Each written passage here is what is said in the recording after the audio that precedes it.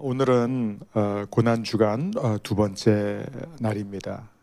현장에서 예배하고 또 온라인으로 함께하는 우리 모든 성도님들 어디에 있든지 우리가 예수님의 기도를 배우는 한 주입니다. 고난 속에서 예수님은 어떻게 기도하셨는지, 그 기도로 어떤 결과를 이루셨는지 우리가 그것을 배움으로 저와 여러분도 함께 그 기도에 참여하고자 합니다. 시편 22편은 어떻게 보면은 성경 전체에서 가장 고통스러운 그런 탄식 가운데 하나로 꼽힐 수 있어요. 너무나 절망적이죠. 특별히 1절에서부터 21절 우리가 어제 살펴본 이 내용은 그냥 인간이 두려워하는 것 다 있습니다. 다 있어요. 거절당하는 거, 버림받는 거, 무시당하는 거, 조롱당하는 것, 다 있습니다. 인간이 가장 두려워하고 가장 우리를 힘들게 하는 이 모든 고난이 다 들어가 있어요. 우리는 고난 가운데 있을 때에 기도의 끝이 어딘지 알 수가 없습니다. 참 기도할 때 너무 막막하죠. 그러지 않아도 힘든데 기도해도 하나님이 침묵하시는 것 같을 때는요, 정말 우리가 기도를 계속 할 수 있을지 그런 생각이 들 정도로 우리를 힘들게 합니다. 마치 이 절벽을 향해서 메아리 치는 소리처럼 우리의 기도가 느껴질 때가 있죠. 하지만 시편 22편은 절망에서 시작하지만 찬송으로 이어지는 기도의 여정을 우리에게 보여주고 있습니다. 후반부, 즉 오늘 본문 22절부터 31절을 보게 되면은 엄청난 반전이 일어납니다. 갑자기 버림받음과 침묵과 조롱과 외면당함으로 가득했던 이 기도가 찬송과 선포로 이어진다는 거예요. 22절을 보게 되면 내가 주의 이름을 형제에게 선포하고 회중 가운데서 주를 찬송하리이다. 무슨 일이 일어났을까요? 가장 처절한 이 고통 속에서의 기도가 왜 갑자기 선포와 찬양으로 이어질까요? 시편 22편의 시작은 어떻게 돼요? 어찌하여 나를 버리셨나이까. 그런데 22절은 뭐예요? 내가 주의 이름을 형제에게 선포하고 내가 회중 가운데서 주님을 찬양한 것입니다. 여러분, 이 전환은 오직 한 가지 때문에 가능한 거예요. 그게 바로 복음입니다.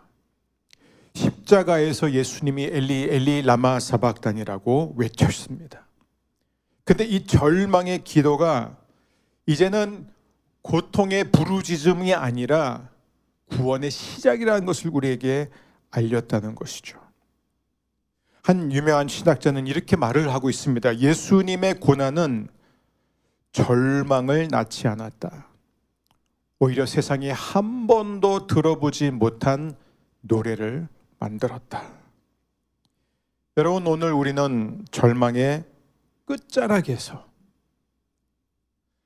한 번도 들어보지 못한 찬송이 피어나는 그 예수님의 기도를 함께 따라가고자 합니다.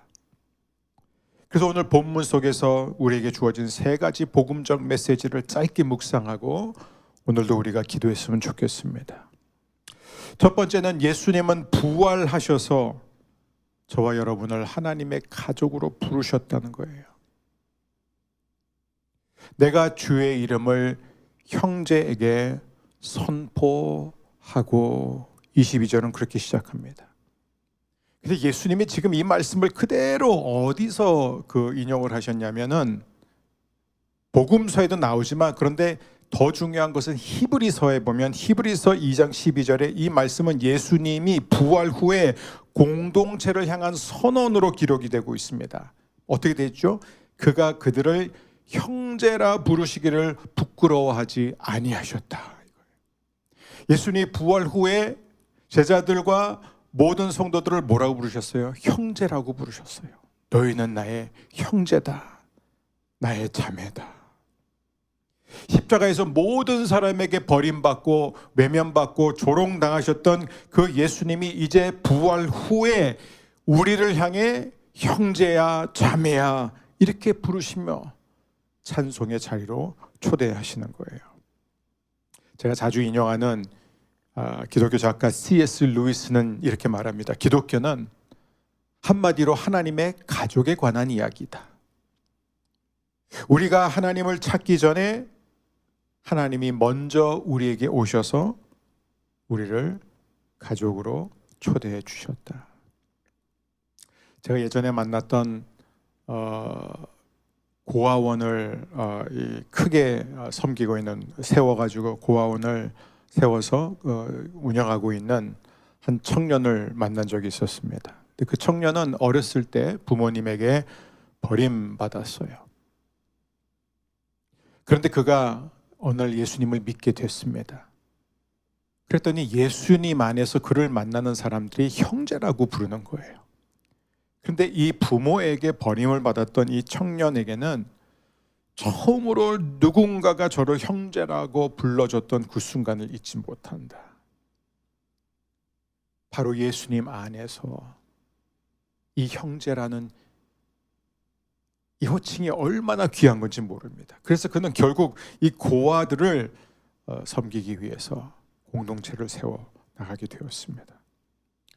여러분, 예수님은 외면당하셨지만 그 버림당함이 새로운 공동체, 새로운 가족을 낳게 되었습니다. 두 번째 메시지는 예수님은 고난을 제거하지 않았어요. 그리고 그 고난을 찬송으로 바꾸셨습니다. 예수님은 고난을 제거하지 않고 고난을 찬송으로 바꾸셨다는 거예요. 이게 23절에서 26절까지의 내용입니다. 여호와를 두려워하는, 경외하는 너희여 그를 찬송하라. 그는 곤고한 자의 고통을 멸시하거나 싫어하지 아니하시며 그의 얼굴을 그에게 숨기지 아니하였고 그가 울부짖을 때에 들으셨도다. 예수님은 십자가에서 왜 나를 버리셨나이까라고 절규하시죠. 이건 단지 우리가 어제 나눴지만 육체적인 고통 때문에 그런 것이 아니라 하나님의 침묵, 하나님이 자신을 버리셨다는 이 처절한 고통 때문에, 아픔 때문에 부르짖었던 거예요. 근데 이 절망의 기도가 어떻게 되었죠? 오늘 본문을 보니까 응답되었다는 거예요. 어떻게 응답되었습니까? 부활로 이어졌다는 것입니다. 조나단 에드워즈는 이렇게 말합니다. 예수님은 절망을 통과하셨다. 그분의 찬송은 절망을 피한 자의 노래가 아니라 절망을 뚫고 살아난 자의 노래였다. 제가 어저께 말씀드렸던 그 프랜시스 chen 목사님이 자주 하시는 말씀이 있습니다. 그게 뭐냐면 우리는 늘 하나님 앞에 고통과 고난을 없애달라고 기도하지만 하나님은 늘 우리를 고통 속에서만 새롭게 하신다는 거예요. 고통 속에서, 그 고통을 통해서 우리를 아름답게 변화시키는 분이라는 것입니다. 하나님은 지금 저와 여러분의 모든 어려움과 아픔을 반드시 가장 선한 걸로 바꾸실 줄 믿습니다. 세 번째 메시지입니다. 예수님의 승리는 세대와 민족을 뛰어넘는 찬양이 되었다. 그게 27절에서 31절의 내용이에요. 땅의 모든 끝이 여호와를 기억하고 돌아오며 모든 나라와 모든 족속이 주의 앞에서 예배하리니. 기가 막힌 거예요. 여기 이게 다윗이 썼다고 하지만 여러분, 다윗은 이스라엘의 왕이었고 그때만 해도 이스라엘은 철저한 민족주의에 사로잡혀 있었습니다. 무슨 온 나라 모든 열방이 하나님을 찬양하고 노래하는 그런 꿈 자체가 없었어요. 그런 비전 자체가 없었던 때입니다.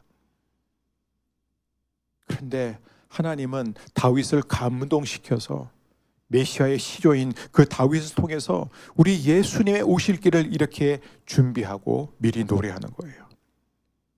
시편 22편의 기도는 한 개인의 기도로 시작합니다. 하지만 그 끝은 전 세계 모든 세대가 부를 찬송으로 이어진다는 거예요. 언제나 하나님이 일하시는 방법은 그래요. 개인의 고통으로 시작이 되지만, 그러나 그 개인이 절망 속에서 기도를 한다면 하나님은 반드시 그 기도를 찬송으로 바꿔주실 뿐만 아니라 그를 통하여 우주적인 선포를 하게 하십니다. 시편의 대가 데렉 킨더라는 학자는 이렇게 말하고 있습니다. 시편 22편의 구조를 보면 점점 확대된다. 십자가의 절규에서 시작해 온 세상의 찬송으로 끝난다. 여러분, 이게 바로 복음 이야기입니다. 이게 바로 사도행전 1장 8절의 이야기예요. 예루살렘과 유대와 온 유대와 사마리아와 땅 끝까지 이르러. 근데 여기서 가장 제 마음을 울렸던 것은 이거예요. 31절 말씀인데요. 우리 다 같이 한번 31절 말씀 읽겠습니다. 와서 그의 공의를 태어날 백성에게 전하며 주께서 이를 행하셨다 할 것이로다. 자, 질문이 있어요. 그의 공의를 태어날 백성에게 전하며, 그 태어날 백성이 누구예요? 누굽니까? 우리예요. 바로 우리를 가리키고 있습니다. 뭘 전해요? 주께서 이를 행하셨다. 이 70인역을 보게 되면 신약 성경과 동일한 단어, 테텔레스타이라는 단어가 등장합니다. 여러분, 이게 언제 예수님이 하신 말씀이에요? 요한복음에서 뭐라고 그러셨지요? 다 이루었다. It is finished. 여러분, 예수님이 이 이루었다는 것도 바로 이 시편 22편 31절의 고백을 그대로 기도로 읊으신 거예요. 주께서 이를 행하셨다. 사랑하는 여러분, 그래서 이제 은혜가 특정 민족에게 머무는 것이 아니라 모든 족속, 모든 백성에게 열린 것입니다. 그리고 우리는 그 일 위에, 그 선언 위에 오늘 서 있습니다. 오늘 말씀의 결론이에요. 예수님은 십자가 위에서 시편 22편을 시작하셨어요. 내 하나님, 내 하나님, 어찌하여 나를 버리셨나이까. 그런데 그 시편 22편은 부활의 찬송으로 끝납니다. 우리는 이 동일한 순례길 위에 서 있습니다. 예수님은 시편 22편의 기도를 통해서 저와 여러분을 절망에서 찬송으로 이끌어 주신다고 약속하십니다. 예수님은 지금도 우리를 32절로 이끄시고 계세요. 복음은 역사상 가장 끔찍했던 사건, 하나님의 아들이 죽임당하는 사건에서 세상에서 가장 영광스러운 사건, 저와 여러분의 구원으로 바뀌었습니다. 이 고난주간 주님이 이루신 절망에서, 그 절망을 뛰어넘어 찬송으로 나아간 그 주님의 기도, 성령을 통해서 우리는 그 기도의 영을 받아 함께 기도하기를 원합니다. 오늘 하루 우리는 어떻게 기도할 것인가? 때로는 외면당한 듯한 그런 절망 속에서의 왜 나를 버리셨습니까? 라는 원망 섞인 기도로 시작할 수 있지만, 그러나 그 가운데서도 우리가 기다리고 견딘다면 우리의 기도는 반드시 응답될 것입니다. 그리고 그냥 응답이 아니라 저와 여러분의 입을 통해 찬송이 나갈 것이고, 저와 여러분의 기도가 우주적인 선포, 우리의 가족뿐만 아니라 우리 주위에 있는 사람들에게 이어지는 찬송으로 반드시 바뀔 줄 믿습니다. 우리 이 시간에 함께 찬송가 272장 고통의 멍에 벗으려고 함께 찬양하며 나갑니다.